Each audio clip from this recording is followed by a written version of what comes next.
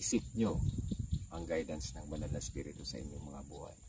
Upang malaman nyo ano ba talaga ang kalooban niya para sa inyo, ano nga ba talaga ang gusto niyang ipagawa sa inyo sa lahat ng katotohanan na mababasa nyo sa kanyang salita. Ito ay gawain ng Banal na Espiritu sa bawat taong nais na lumapit sa Panginoong Jesucristo. Gusto niya kayong tulungan, gusto niya kayong dalhin sa kaligtasan na ibinibigay sa atin ng Diyos amang nasa langit na nasa Panginoong Jesucristo lamang.